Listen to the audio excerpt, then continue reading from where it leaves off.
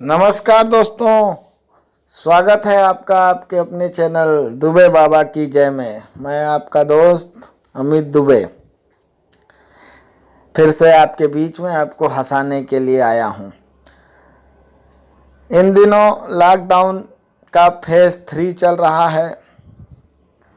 Lockdown 3 जो है वो गतिमान है। लॉकडाउन 2 समाप्त हो गया है। हम अपने घरों में हैं, सुरक्षित हैं।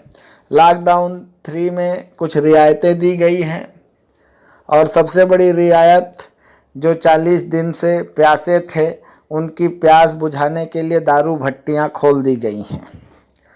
हालांकि इन्हें मालूम था, ये पीने वालों को तो पहले से ही पता है। ये तो कहा करते थे कि कभी नहीं छू सकता तुमको कोरोना का ताप, रोज सवेरे उठते ही लो एक पैग बस आप। इनको तो मालूम है कि कोरोना होना ही नहीं है।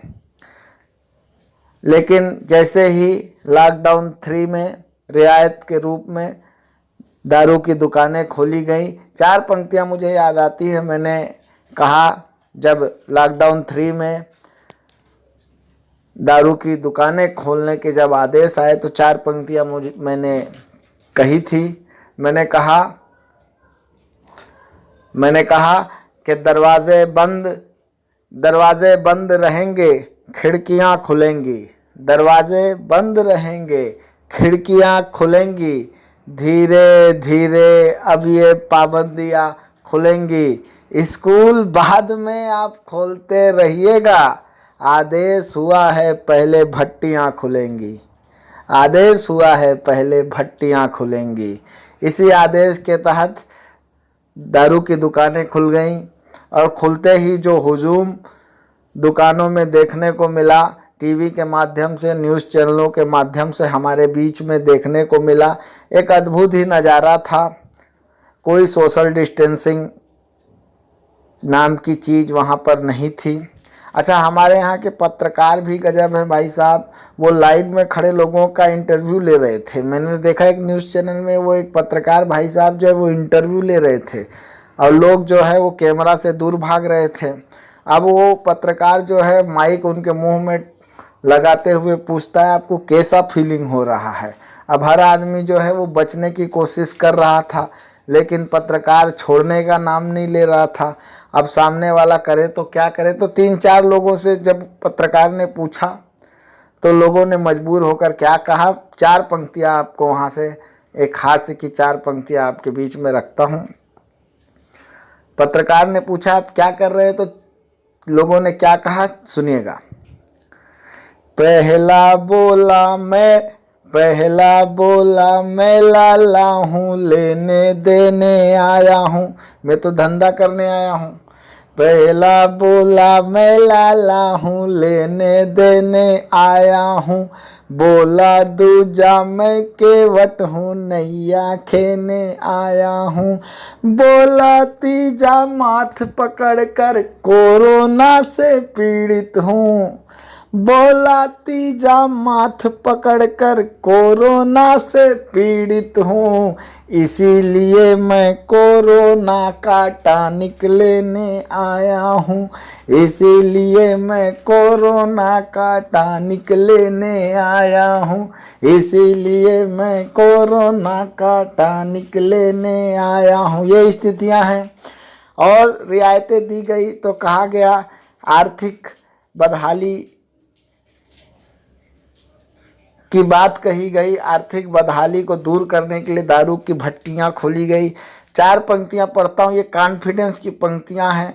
एक पीने वाले ने जब एक पैग अंदर चल गया तब 4 पंक्तियां उसने जो कही मैंने लिखने की कोशिश की। मैंने उससे कहा कि देश कह रहा है कि आर्थिक तंगी के कारण जो है दारू की भट्टियां खोली गई कि देश में थोड़ा बहुत आर्थिक सुधार आए।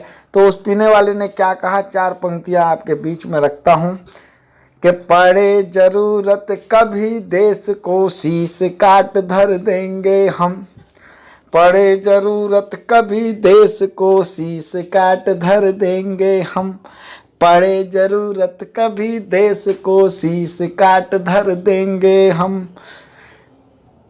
किडनी लीवर अतड़ी पतड़ी न्योछावर कर देंगे हम। पड़े जरूरत कभी देश को शीश काट धर देंगे हम। अतड़ी पतड़ी किडनी लीवर न्योछावर कर देंगे हम। रखो खोल कर ठेके मोदी, बाकी हम पर छोड़ो तुम। रखो खोल कर ठेके मोदी, बाकी हम पर छोड़ो तुम। रखो खोल कर ठेके मोदी, बाकी हम पर छोड़ो तुम। खाली खाली राजकोष को 2 दिन में भर देंगे हम। खाली खाली राजकोष को 2 दिन में भर देंगे हम। खाली खाली राजकोष को 2 दिन में भर देंगे हम। ये स्थितियां लॉकडाउन में है, लॉकडाउन 3 में है, लेकिन लॉकडाउन 2 की क्या स्थिति है, इतने दिन तक जो पति नाम का प्राणी जो है उसकी क्या स्थिति है, मैं आपके बीच में रखता हूं। दरअसल चाइना के लेबोरेटरी से शुरू हुआ ये कोरोना नाम की बीमारी हमारे आपके ड्राइंग रूम में आ गया भाई साहब।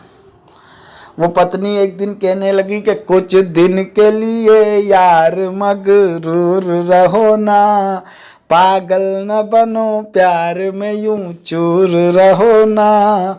कुछ दिन के लिए यार मगरूर रहो ना, पागल न बनो प्यार में यूं चूर रहो ना। कल बाह छुड़ाते हुए पत्नी ने ये कहा, कल बाह छुड़ाते हुए पत्नी ने ये कहा, फैली है महामारी प्रिय दूर रहो ना। फैली है महामारी प्रिय दूर रहो ना। ये समस्या अगर यहीं समाप्त हो जाती तो कोई बात ही नहीं था। कपड़े सभी के धो दिए, सुखा न बच गया, बेगम के सर पे तेल बस लगाना बच गया। मोदी न दोष दीजिएगा बाद में हमें, सब कुछ दबा दिया गला दबाना बच गया। सब कुछ दबा दिया गला दबाना बच गया। लेकिन मित्रों, मेरे यहाँ स्थिति बिल्कुल नॉर्मल है।